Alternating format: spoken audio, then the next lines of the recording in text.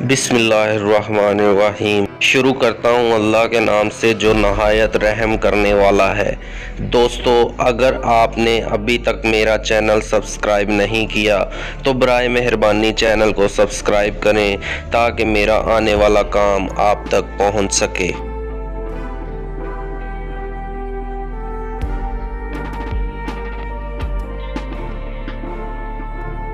آج جس ٹاپک پر میں بات کرنے جا رہا ہوں اس کا نام ہے عرب اور برصغیر کے تعلقات۔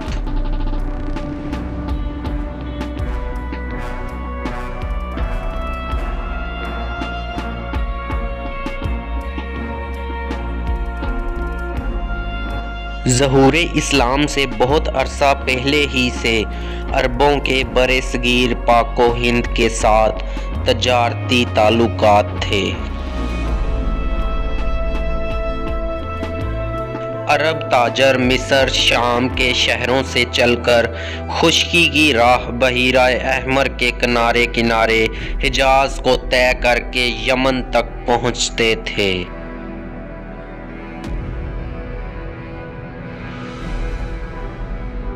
اور وہاں سے بادبانی کشتیوں میں بیٹھ کر کچھ تو افریقہ اور حبشہ کو چلے جاتے اور کچھ وہیں سے سمندر کے کنارے حضر موت، یمن، بحرین اور عراق کے کناروں کو طے کر کے خلیج فارس کے ایرانی ساحلوں سے گزر کر یا تو بلوچستان کی بندرگاہ میں اتر پڑتے تھے یا پھر آگے بڑھ کر سندھ کی بندرگاہ دیبل کراچی میں چلے آتے تھے اور پھر مزید آگے بڑھ کر گجرات اور کاٹھیا وار کی بندرگاہ بمبئی اور کھمبایت چلے جاتے تھے۔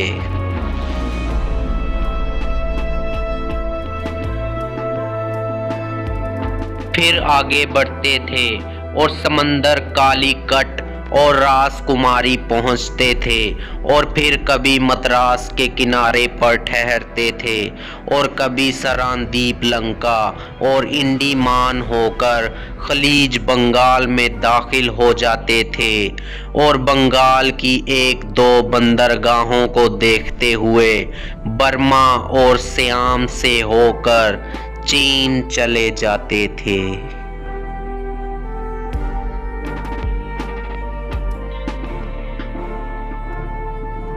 عرب تاجران ممالک کے سامان تجارت کو مصر اور شام تک پہنچاتے، جہاں سے دوسرے تاجران اسے یورپ کے مختلف ملکوں تک لے جاتے تھے۔ بقول مشہور مورخ الفنسٹن کے مطابق حضرت یوسف کے عہد سے لے کر مارکو پولو اور واسکو ڈی گاما کے زمانے تک ہندوستان کی تجارت کے مالک عرب ہی رہے۔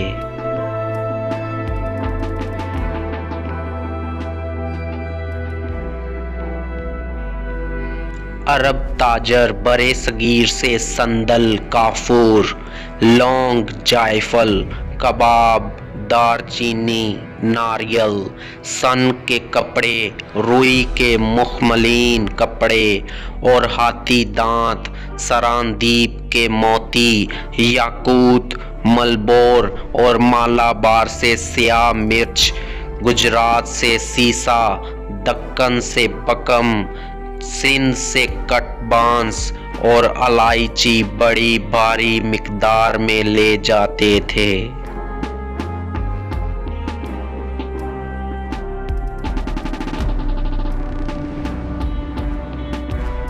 علاوہ ازیں نارنگی، لیمو، جاوتری، دار چینی، ساگوان کی لکڑی، تلواریں، کافور، سونٹھ اور نیل، بریک کپڑا اور بے شمار دوسری چیزیں ہندوستان سے برآمد ہوتی تھیں۔ اس کے بدلے میں ہندوستان میں انگوٹھیاں، مرجان، ایک قیمتی پتھر دھنج، شراب، روم سے ریشمی کپڑے، سمور پوستین اور تلواریں فارس سے गुलाब का अर्क बसरा से, खजूरें और अरब से घोड़े मंगवाता था। बरे-सगीर पाको हिंद में अरबों के तजारती मराकज़ में सरांदीप, मालदीप, मालाबार, गुजरात और सिंध काबिले ज़िक्र हैं। इनके अलावा जनूबी हिंद और साहली इलाकों में भी जा बजा अरब ताजरों की 9 आबादियात मौजूद थीं, जहां इराक और अरब के ताजर मौजूद थे।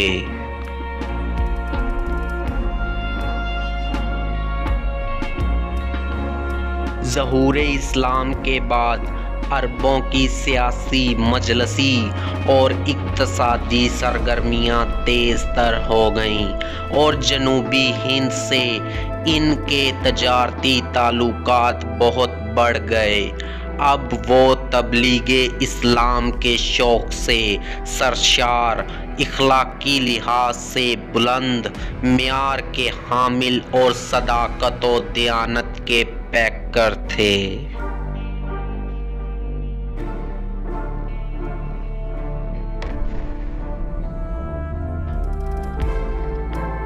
अपने आला औसाफ की बना पर वो बहुत जल्द हर दिल अजीज हो गए और उनमें से अक्सर ने बरे-सगीर में ही रहायश इख्तियार कर ली।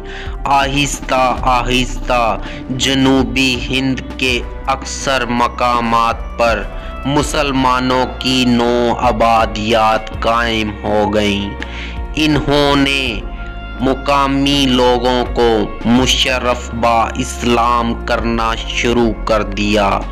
मुकामी राजाओं से मुख्तलिफ मुसलमान ताजरों के ताल्लुकात नहायत खुशगवार थे और इन्हें तबलीगे इस्लाम की पूरी आज़ादी हासिल थी। वीडियो देखने का बहुत बहुत शुक्रिया। अगर काम अच्छा लगे तो चैनल को ज़रूर सब्सक्राइब करिएगा। दुआओं में याद रखना और अल्लाह के ज़िक्र का ज़ुबान पे स्वाद रखना। अल्लाह हाफिज़।